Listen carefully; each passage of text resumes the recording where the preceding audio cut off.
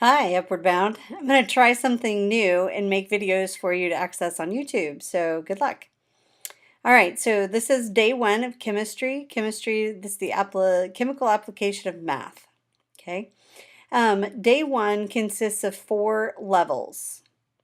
So on the periodic table, you are given, you will have to memorize those elements listed.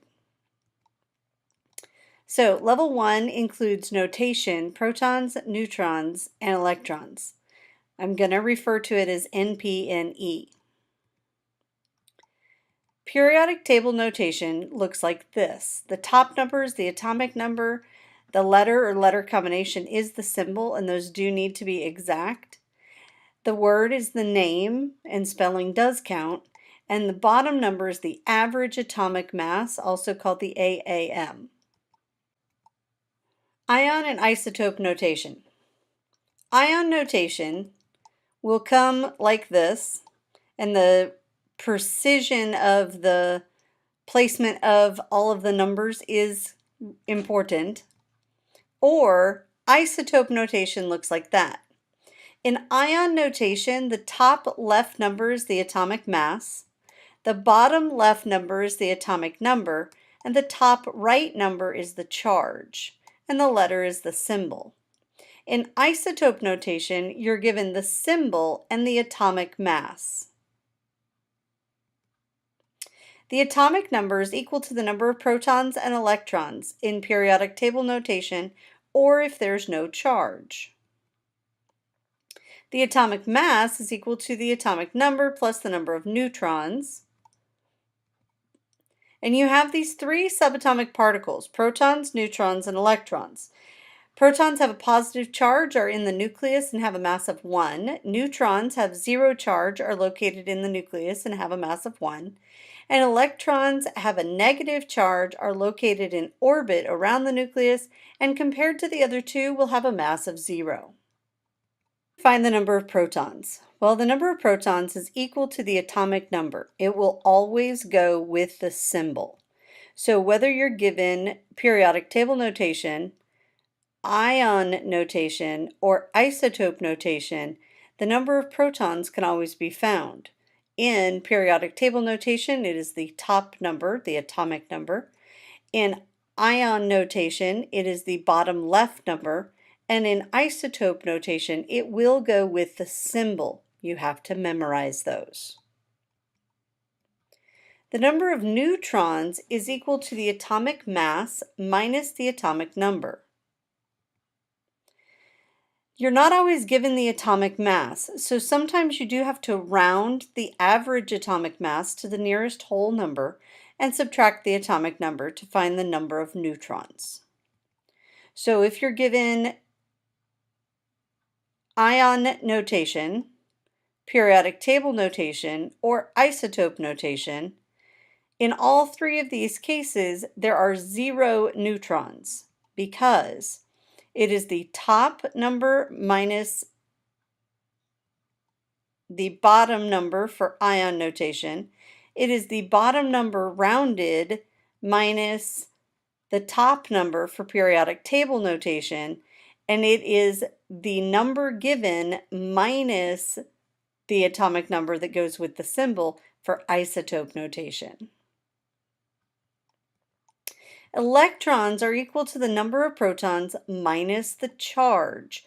So in periodic table notation, there is no charge, so the atomic number is the number of electrons. In isotope notation, again, number of electrons would match the protons.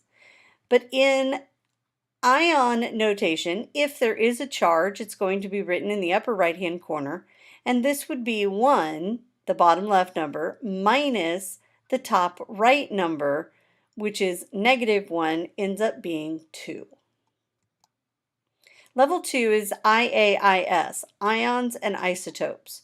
So an ion has a different number of electrons because it has a charge. So to find the electrons, you take the atomic number minus the charge. An isotope has a different number of neutrons. It will have a different mass. To find if you have an isotope, you compare the average atomic mass with the given atomic mass. The S is stable. Stable is an atom that is not an ion or an isotope. It essentially matches the periodic table notation. Level 3 is ECBLD. EC stands for the electron configuration, B is the Bohr model, L is the loop diagram, and D is the dot diagram. So the number of shells are numbered from the nucleus out. So shell 1 will hold 2 electrons. Think about a stadium that has limited seats close to the field. Shell 2 will hold 8. Shell 3 holds 18. Shell 4 holds 32. And there are shells 5, 6, and 7, but we don't study anything that big. You're going to be given an electron configuration chart similar to this. Yours will have all of everything correctly drawn. Level 1 has 2 electrons. They're in the S position. Level 2 has 8 in S and P. Level 3 has 18 in S, P, and D. And level 4 has 32 in S, P, D, and F. And we will draw a diagram on the board. Again, this chart may be helpful so that you know what sub-level you're looking at versus the shell. Again, this is another how do we fill in the electron configuration. It seems to be very confusing, so I've given you 2 more options. The Bohr model is looks like a circle with a bunch of circles around it. Those are your shells. The interior circle is the nucleus. Protons and neutrons are located in the nucleus. We just list the number of protons and neutrons, P, 7, N, 7, whatever. The electrons are positioned in shells in orbit around the nucleus, and we mark those with a little e. Each shell can contain a specific number of electrons, and we went through that just now. The loop diagram looks like this. It's kind of like a sound wave. A loop diagram is a shorter way of drawing a model of an atom. It contains protons and neutrons in the center and the total number of electrons on each loop. So we would write P, the number, N, the number, and then however many electrons we would have in total on each shell at the bottom. The dot diagram is a very short way of writing the symbol with its valence electrons. The valence electrons are associated with the group number. So you have groups 1 through 18 across the top. The valence electrons go with them loosely. You skip groups 3 through 12. They have a variable valence. Level 4 is known as the GPS. This is the group, period, and state of matter. It is the chemical state of matter, not the physical state of matter. So again, there are 18 groups. They're the columns. You should have labeled your periodic table across the top, 1 through 18. The periods, there are 7 of them. They are the rows. And if you'll label your periodic table down the left-hand side, rows 1 through 6. The state of matter of an element is also identified by its natural state of matter, its state of matter at room temperature. We're going to color code your periodic table to make things easier to identify. So this is color coding by location. All of your gases are in 1, 1, meaning group 1, period 1, and so forth. These are the color coding by element. So group gases will be color coded with highlighter on your periodic table.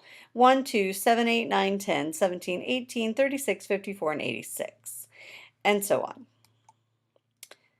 We will end up doing this problem together. Thanks for watching.